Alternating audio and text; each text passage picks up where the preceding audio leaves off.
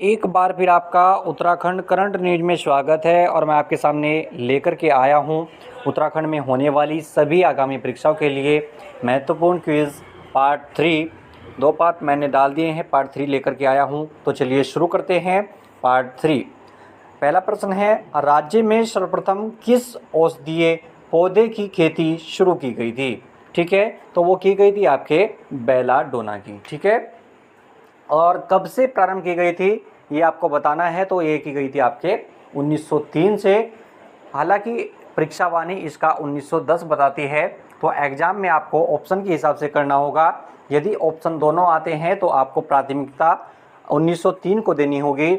यदि 1903 नहीं आता है तो आप 1910 लगा करके आएंगे। ठीक है, नेक्स्ट जो प्रश्न है, राज्य में नई कृषि नीति जारी किस वर्ष की गई थी? ठीक है, तो ये आपको बताना है। तो इसका आंसर है 2011 में नई कृषि नीति को जारी किया गया था।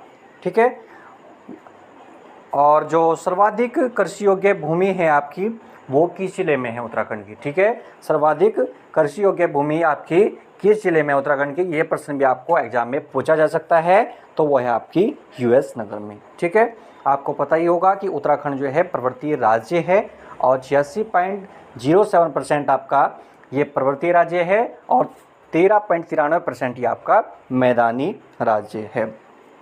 उसके बाद नेक्स्ट प्रश्न है, उत्तराखंड के चारों धाम गंगोत्री, यमुनोत्री, बद्रीनाथ तथा केदारनाथ किन जिला समूह में स्थित है?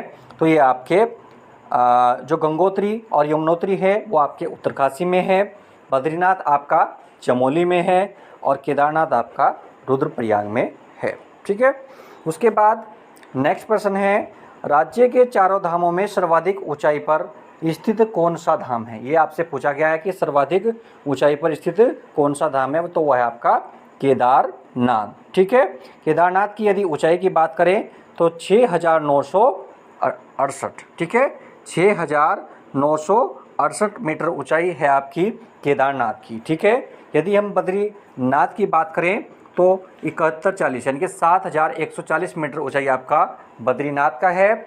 और यदि हम गंगोत्री की बात करें तो गंगोत्री आपका 6672 है। और यदि हम यमुनोत्री की बात करें तो ये आपका 6400 मीटर ऊंचा है।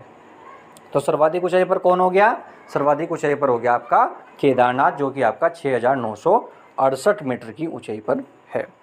उसके बाद उत्तराखंड के प्रसिद्ध लोकगीत बेड़ी पाको नारा मासा की धुन किसने बनाई थी? ठीक है, यहाँ पे पूछा गया है कि किसने इसकी धुन बनाई थी? वो बनाई थी आपके बजेंद्र लाल शाह ने। ठीक है, उसके बाद नेक्स्ट जो प्रश्न पूछा गया है वो पूछा गया है, सर्वाधिक महिला साक्षरता वाला जिला 2011 की जनगणना के अनुसार कौन सा है? यानी कि सर्वाधिक जो पढ़ी लिखी महिलाएं हैं वो कौन से ज़िले में हैं? तो वो है आपका देहरादून। यदि आपसे पूछा जाए कि सबसे कम महिला साक्षरता वाला जिला कौन सा है, तो वह है आपका उत्तरकाशी। ठीक है, उसके बाद नेक्स्ट प्रश्न है, जनगणना 2011 के अनुसार उत्तराखंड का लिंगानुपात में देश में कौन सा स्थान है? ठीक है, तो देश में कौन सा स्थान है? 13वां स्थान है। ठीक है, तो कितना लिंगानुपात है उत्तराखंड का? 963 लिंगानुपात है आपका उत्तराखंड का।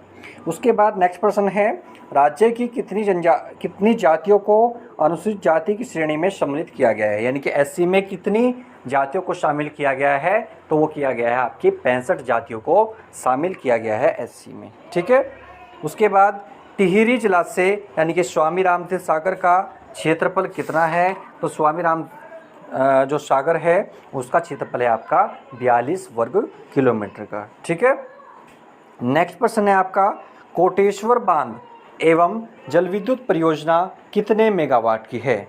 जो कोटेश्वर बांध है तो वो है आपका 400 मेगावाट की है। और यदि आपसे पूछा जाए कि ये किस नदी पर बना है, तो ये आपके भागीरथी नदी पर बना है। नेक्स्ट जो प्रश्न है आपका, उत्तराखंड में अधिकांश कागज मिलें कहाँ स्थित हैं? तो उत्तराखंड में जो अधिकांश कागज मिले हैं वो आपके यूएस नगर में स्थित है। उसके बाद इस प्रश्न को छोड़ देंगे। नेक्स्ट प्रश्न है, राज्य में नई औद्योगिक नीति की घोषणा कब की गई? तो नई औद्योगिक नीति की घोषणा की गई थी आपकी मार्च 2003 में। ठीक है, उसके बाद देहरादून में आरबीआई की शाखा कब स्थापित की गई? तो ये की गई थी 30 जून 2006 को। ये 2005 यहाँ पे गलत दिया हुआ है। 30 जून 2006 को जो है यहाँ पे आरबीआई की शाखा स्थापित की गई थी। ठीक है। उसके बाद नेक्स्ट प्रश्न है, उच्च शिक्षा निदेशालय कहाँ अवस्थित है? तो ये आपका नैनीताल में अवस्थित है। उसके बाद नेक्स्ट प्रश्न है 177, national academy of public administration कहाँ स्थित है? तो ये आपका मसूरी में स्थित है। उसके बाद नेक्स्ट है, विश्व स्तरीय पशु चिकित्सा एवं अनुसंधान संस्थान कहाँ अवस्थित है? तो ये आपका मुक्तेश्वर नैनीताल में अवस्थित है। उसके बाद 2011 के अनुसार अनुसूचित जनजाति के सर्वाधिक प्रतिशत वाला जिला कौन सा है? सर्वाधिक प्रतिशत वाला जिला है वो है आपका यूएस नगर। ठीक है। नैनीताल के नेक्स्ट जो प्रश्न है आपका, नैनीताल के कालाडूंगी व रामगढ़ क्षेत्र में क्या धातु सर्वाधिक मिलती है? यानी कि सबसे ज़्यादा धातु आपकी कौन सी मिलती है? ये आपसे पूछा गया है। तो लोहा मिलता है। उत्तराखंड में जिरेनियम की खेती की जाती है। जिरेनियम के मुख्य उत्पाद क्या है? सुगंधित तेल, यानी कि आपका जो है परफ्यूम वगैरह इससे बनाया जाता है जिरेनियम से। उसके बाद नेक्स्ट जो प्रश्न है आपका, उत्तराखंड के राज्य पक्षी का साइंटिफिक नाम क्या है?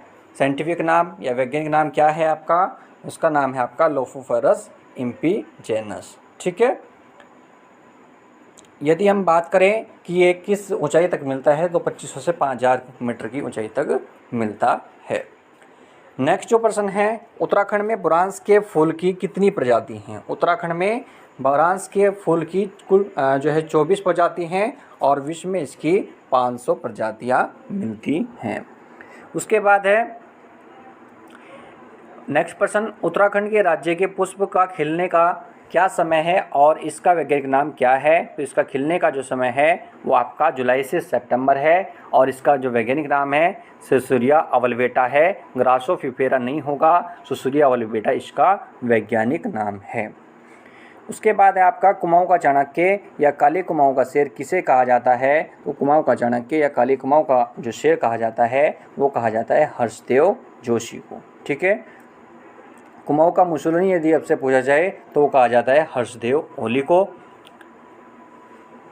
यहाँ पे जो है कुमाऊं का चाणक्य हर्षदेव जोशी को कहा जाता है। काली कुमाऊं का शेर या कुमाऊं का मुसोलिनी आपका हर्षदेव ओली को कहा जाता है। थोड़ा इसमें मैंने इसको सही कर दिया है। कुमाऊं का चाणक्य आपका हर्षदेव जोशी होगा और काली कुमाऊं का शेर तो आपका जो है हर्षदेव ओली को कहा जाता है और कुमाऊं का मुसोलिनी भी आपका हर्षदेव ओली को ही कहा जाता है।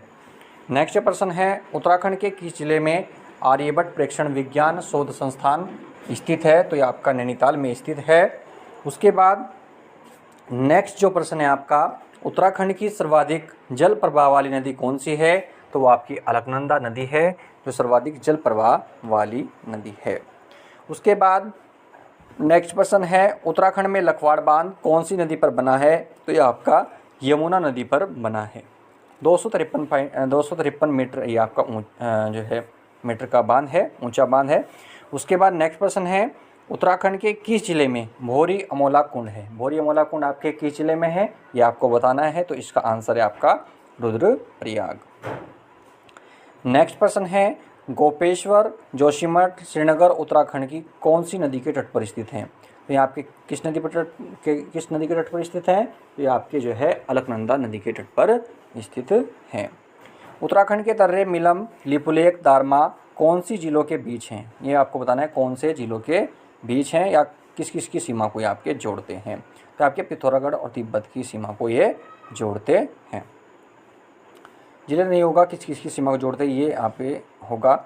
उसके बाद नेक्स्ट प्रश्न है, अलकनंदा और ऋषिगंगा, अलकनंदा और ऋषिगंगा का संगम स्थान कौन सा है, कहाँ पर है? तो वह है आपका बद्रीनाथ यानी कि चमोली में। ठीक है। उसके बाद नेक्स्ट प्रश्न है, उत्तराखंड का सर्वाधिक वनाच्छादन वाला जिला कौन सा है? तो यह है आपका नैनीताल। नेक्स्ट प्रश्न है, उत्तराखंड में सबसे ज़्यादा अनुसूचित जनजाति जनसंख्या किस राज्य के किस जिले में है? उत्तराखंड में जो सर्वाधिक जो अनुसूचित जनजाति है वो किस जिले में है? तो वो बताना है आपको तो इसका आंसर है हरिद्वार। हरिद्वार में आपके सबसे ज़्यादा एससी रहते हैं। उसके बाद नेक्स्ट प्रश्न है, उत्तराखंड की सर्वाधिक जल धारण करने वाली कृत्रिम झील कौन सी है? जो आपकी सर्वाधिक जल धारण क्षमता करने वाली झील है कृत्रिम, तो वह है आपकी कोठार बांध झील, कोसी नदी पर है। उसके बाद नेक्स्ट प्रश्न है, केदारनाथ उत्तराखंड के किस राष्ट्रीय राजमार्ग में स्थित है? 109 पर स्थित है। हालांकि इनको चेंज कर दिया गया है, लेकिन हमें भी जो है परीक्षावाणी के अनुसार ही पढ़ेंगे, तो 109 पर स्थित है। उसके बाद नेक्स्ट प्रश्न है, उत्तराखंड की प्रथम जल विद्युत परियोजना कौन सी है? तो वो है आपकी गलोगी जल विद्युत परियोजना। ये आपकी 1906-7 की है गलोगी जल विद्युत परियोजना। कहाँ है आपकी? मसूरी में। ठीक है। उसके बाद नेक्स्ट प्रश्न है, उत्तराखंड की सर्वाधिक रेलपथ की लंबाई कौन से जिले में है? सर्वाधिक रेलपथ की लंबाई कौन से जिले में? आपके हरिद्वार में। ठीक है, हरिद्वार में आपकी रेलपथ की लंबाई है। उसके बाद नेक्स्ट प्रश्न है, उत्तराखंड में चीनी मिलों की संख्या कितनी है? उत्तराखंड में चीनी मिलों की संख्या आपकी 10 है, जिसमें आपके 4 सहकारी हैं, 4 निजी हैं और 2 आपकी सार्वजनिक हैं। उत्तराखंड में ब्रिटिश